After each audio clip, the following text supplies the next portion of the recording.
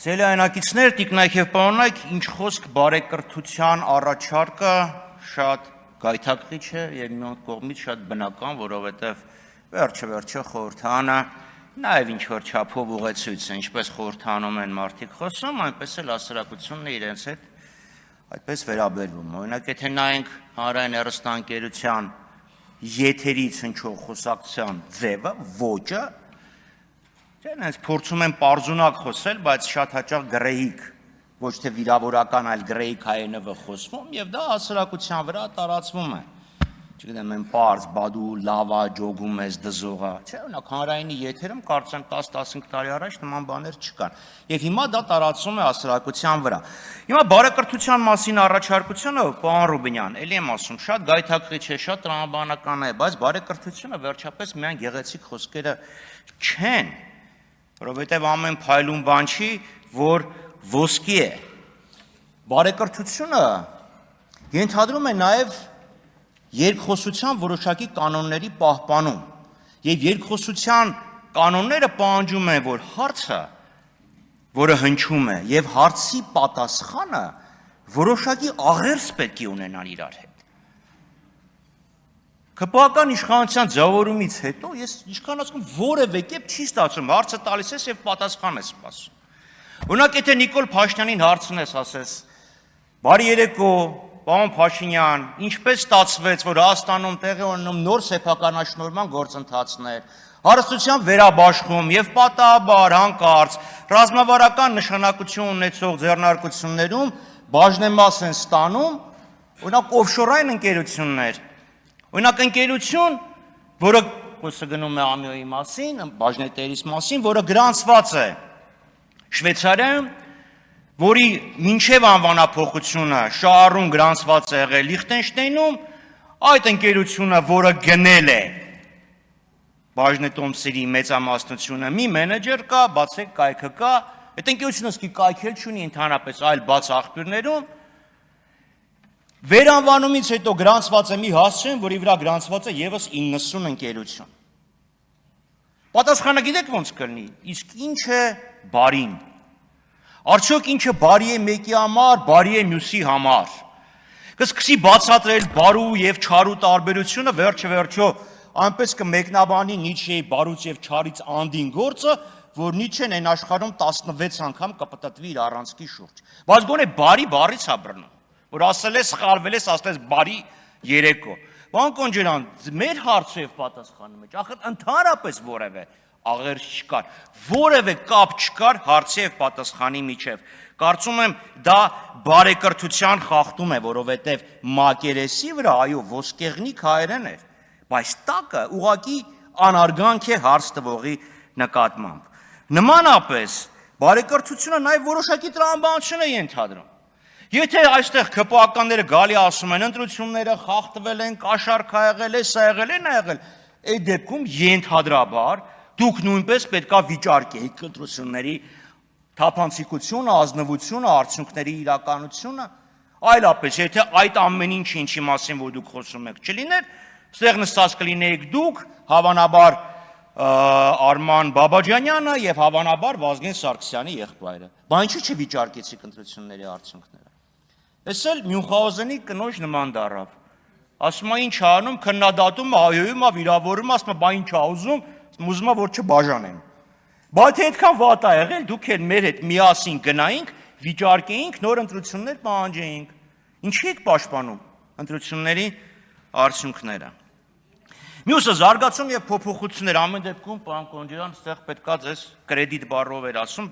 այդ դա ասել։ Այո, իհարկե, մարդ պետքա զարգանա, փոխվի, այլապես պրոգրես չի լինի։ Բացառման բացառումը զարգացման գրավականներից է։ Եվ ես ուրախ եմ, որ զարգացում եմ տեսնում ձեր մոտ, որովհետև մի քաղաքական ուժ, որը ասում էր պետությունը վատագույն տնտեսվարն է, այսինքն ընդգծված աջակողմյան տնտեսական ուղղություն ունեցող քաղաքական ուժ էր, այստեղից հանդես էր գալիս ընդգծված ձախ դիրքերից, չէ՞։ Բա ինչ ա, վերցրեցինք կառավարումը, տեսեք իրավիճակը ավել լավ ա, բա ինչով ասես պետքա նայենք, մեր վերցնելուց հետո հեծն ավել լավ աշխատում, այո, Հեծն ավելի լավ աշխատում, հայ փոստն ավելի լավ աշխատում, ողջունելի զարգացում է։ Բայց ստեղ Տիկին Ղազարյան, դուք ո՞նց եք գնալու Եվրոպայի համար լիբերալների եւ ժողովրդավարների ալյանսում հիմնավորեք, որ դուք մերժում եք պետությունը վատագույն տնտեսվարն է պարադիգման համայելով այն բացառապես կեղծ եւ անհիմն։ Ո՞նց եք անելու։ Թե գնալու եք այնտեղ ասեք, վայ, Արշակ երկրորդի հակառակ տարբերակն է, հենց հասա Ստրասբուրգի կամ Բրյուսելի հող հասկացա, որ սխալվել են ստեղ։ Եվ բայց ուրիշ բան ասեմ, հանկարծ սոցիալիստերի մոտ չգնաք, որովհետև ձեր մոտեցումը, դու կոմունիստականը չի, շարիկվություն է, վերցնել եւ կիսել։ Չէ, մենք կվերցնենք եւ ժողովրդին կկիսենք։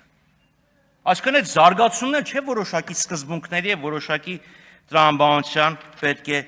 հետևի։ Ինչևէ, անդրադառնանք պարոն Ալեքսանյանին։ Պարոն Ալեքսանյան, պետք է ասեմ, որ սա ձեր երևի ամենաանկեղծ դրսև ելույթներից մեկն էր։ Եվ սա, եւ նախորդ խոսքը, երբ մենք հարց տվեցինք, լավ, մարդու իրավունքների մասին եք խոսում։ Մարդու իրավունքների հարգանքի մասին եք խոսում։ Պատիժը, թե ուրեմն դատա, որ իրանք ուրեմն երևություն ուժի մեջ մտած դատական ակտի կատարում ազատազրկման տեսքով։ Եվ թե հատկապես խափանման միջոց կալանքը պատիժ է, եւ հարց տվեցինք, Տիկին Արեգնազ Մանուկյանը եւ իր երեխան իրար հետ շփվելու իրավունքից զրկված են։ Երեխան 14 տարեկան է, այսինքն երկու չափահաս մարդկանցից զրկեք, դեռ կարող ասեք, որ աչքով, ունքով, սենց մի կերպ գաղտնի տեղեկություններ կփոխանցեն, բայց այդտեղ 14 տարեկան երեխու մասին է խոսքը։ Այդ հարցին չանդրադարձակ, անցակ Արեգնազ Մանուկյանը խախտեցիք անմեղության կանխավարկածը, ինչուն ասես կախեցիք վրան։ Հասկացա, մեղադրանքը կա, բայց դա չի նշանակում ինքը, որտեվ պարոն Կարապետ Ռուբինյանի վրա էլ մեղադրանք կար, բայց դա հանվեց։ Այսինքն դուք չանդրադարձաք նրան, որ խափանման միջոցը օգտագործվում է որպես տանջանք։ Չանդրադարձաք, որ դուք այդ երեխուն տանջում եք։ Լավ, խափանման միջոցը ո՞նց կարելի է որպես տանջանք օգտագործել։ Ինչ եք այդ երեխուն տանջում։ Որ ինքը գա իր մորը տեսնի, դրանից արդարադատությունը կտուժի։ Երեխայի հասկանում եք, ինքը չի կարա մայրը սենց աչքով ինչ որ մի բան ասի, ինքն էլ գնա փաստաբանն ասի, չէ, այսպես փոխի ես քո ցուցմունքը, որ չասեն, թե դու շպիոն ես։